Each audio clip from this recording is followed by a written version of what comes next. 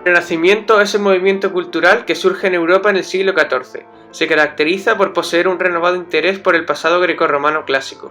Se origina en Italia en los siglos XIV y XV y su apogeo es en el siglo XVI. De Italia se extiende lentamente por Europa, excepto a Rusia. Las características generales que presenta son la imitación de la arquitectura y escultura de Grecia y Roma, la búsqueda de la serenidad y el equilibrio, que es realista, dado que las figuras humanas o de animales y los objetos inanimados están reproducidos con el mayor cuidado, y se da interés preferente al cuerpo humano, en particular al desnudo, cuya anatomía se estudia y copia cuidadosamente. Es la primera etapa del Renacimiento, y se da en Italia en el siglo XV. Comenzó en la ciudad de Florencia, con la familia Medicis.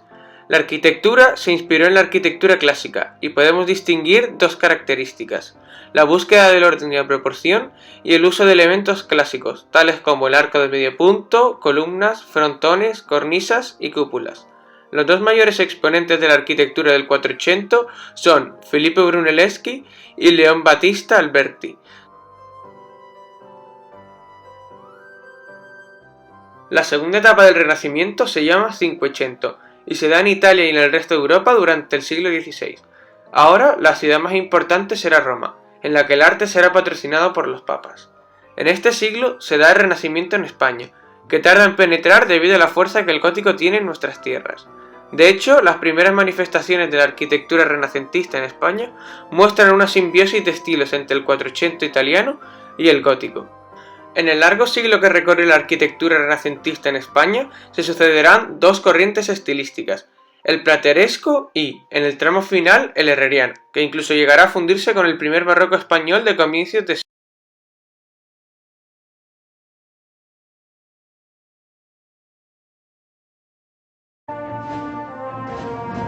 Para completar esta tarea imposible, Brunelleschi diseñó un segundo mecanismo llamado castello. El castello era una especie de grúa que utilizaban para desplazar el peso horizontalmente. Colocado sobre la cúpula y similar a una horca, utilizaba una viga transversal y un sistema de contrapesos, gracias al cual los albañiles podían colocar el material con precisión milimétrica. Estas son las máquinas que inventó y gracias a las que se pudo construir la cúpula. No obstante, todo este pensamiento creativo no logró solucionar el reto fundamental de construir una cúpula sin soportes internos. Brunelleschi debía averiguar cómo evitar que se cayera. Tuvo que exprimir su ingenio al máximo, combinado con muchos cálculos para evitar que su proyecto se convirtiera en un desastre.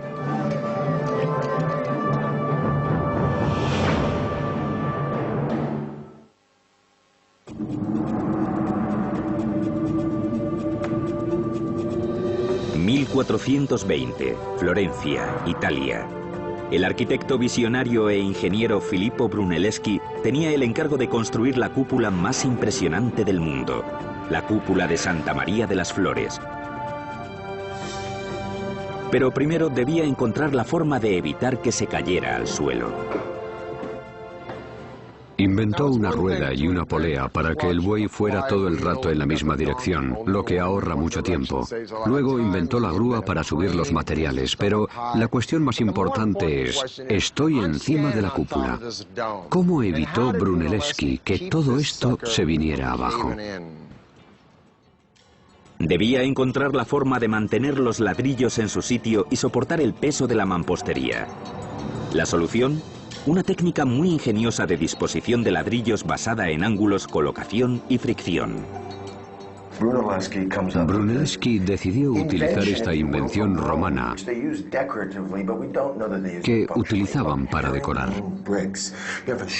Se llama disposición en forma de espina de pez. Se colocan los ladrillos en diagonal, un ladrillo corto entre dos más largos, y lo que hace es repartir el peso horizontalmente para evitar que la cúpula se derrumbe. Para solucionar el problema contrario, es decir, que los ladrillos salieran hacia afuera, Brunelleschi organizó un sistema de refuerzos horizontales que rodeaban la circunferencia de la cúpula.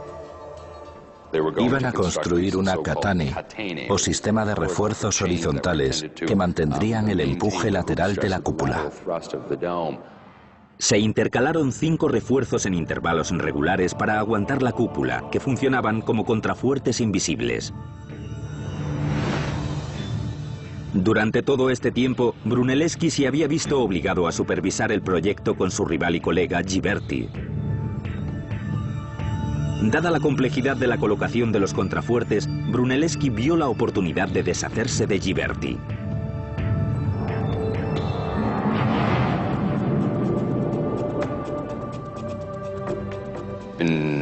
En agosto de 1423, Brunelleschi dijo que no podía ir a trabajar porque estaba enfermo. Ghiberti, de mala gana, empieza a dirigir el proceso de colocación de los refuerzos de madera. En cuanto Brunelleschi se enteró de que había empezado el proyecto, se recuperó milagrosamente. Inspeccionó la calidad del trabajo de Ghiberti y lo criticó públicamente diciendo que debía deshacer todo lo que había hecho. Con la humillación pública de Ghiberti, Brunelleschi fue declarado jefe del proyecto de por vida. El 30 de agosto de 1436, tras 16 años, se completó la construcción de la cúpula más grande del mundo. Sin embargo, la carrera de Brunelleschi estaba muy lejos de terminar. Incluso antes de completar el Duomo, empezó a experimentar con la perspectiva y las proporciones matemáticas. Aunque sus estructuras pueden parecer simples y de diseño limpio, sus construcciones jugaban con el espacio. Una de las grandes innovaciones de Brunelleschi fue un concepto que aún hoy sigue siendo una de las piezas clave de la ingeniería actual: la perspectiva lineal.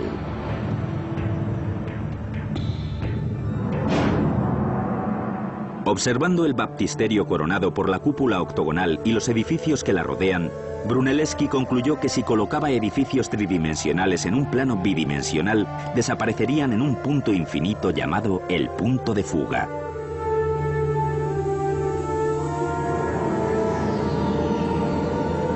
La idea de que el tamaño aparente de un objeto disminuye cuando aumenta la distancia del ojo revolucionaría el paisaje de artistas y arquitectos de todo el mundo y marcaría el nacimiento del plano.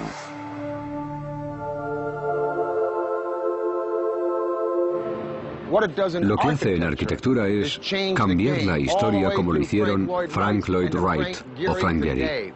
La arquitectura no consiste solo en construir, no es solo coger barro y decir, si esta pared mide tanto, el chapitel tiene que medir esto otro. Ahora pueden deducirlo y ponerlo por escrito. Ya no son los obreros los que tienen el control, el arquitecto lo controla todo. Antes de Brunelleschi, los proyectos se basaban en maquetas aproximadas. Esta tendencia terminó cuando Brunelleschi empezó a practicar lo que podríamos llamar arquitectura sobre el papel, donde indicaba claramente cuáles eran sus intenciones. Así empezó la tradición de la arquitectura moderna. Los nuevos diseños de Brunelleschi se sometieron a la prueba de fuego en 1442 en la construcción de la Capilla de los Pazzi. El edificio que se encuentra a mis espaldas es la Sala Capitular de Santa Croce, una iglesia franciscana. Se llama la Capilla de los Pazzi. Voy a entrevistarme con un hombre y estoy un poco nervioso porque fue profesor mío en la Universidad de Siracusa. El doctor Hatfield nos va a explicar en qué se diferencia esta capilla del resto de la obra de Brunelleschi. Vamos a echar un vistazo. Vamos a verla. Se basa sobre todo en las relaciones. Intentó averiguar cómo organizar todas las piezas para que encajasen a la perfección, igual que todos los huesos encajan en nuestro cuerpo. Cierto. El arquitecto del Renacimiento, gracias al invento de la perspectiva, puede representar el espacio. Esta fue la gran aportación de Brunelleschi: aprender a ver las cosas en 3 dimensiones, a imaginar en 3 dimensiones.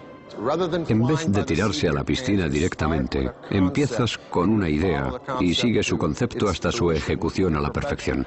Veo que te haces una idea, es decir, es magia espacial.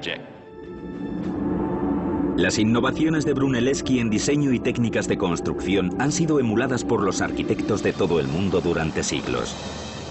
Sin embargo, amanecía una nueva era para la arquitectura. Las ciudades rivales avivaron las viejas rencillas. Los artistas que se habían convertido en arquitectos e ingenieros debían prestar un nuevo servicio público. Debían orientar sus mentes creativas al arte de la guerra.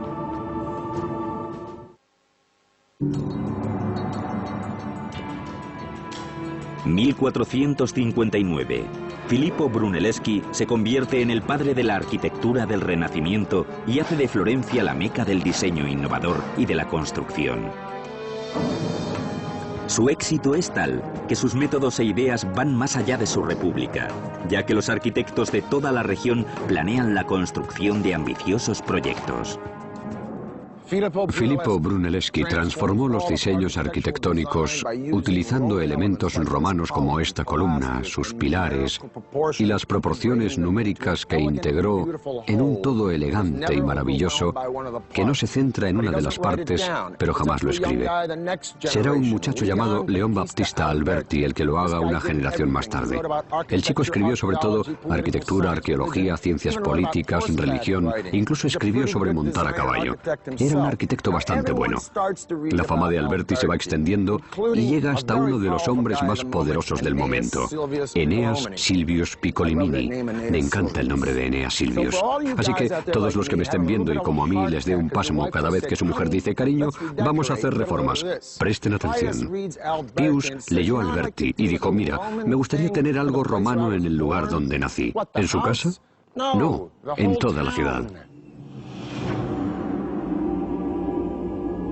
Eneas Silvius Piccolomini se convirtió en el Papa Pío II en 1458.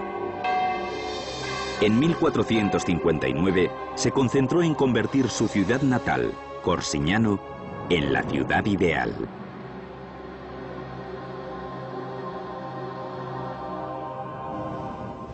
Estoy en la ciudad toscana de Pienza y este es mi amigo Rocky Ruggiero de la Universidad de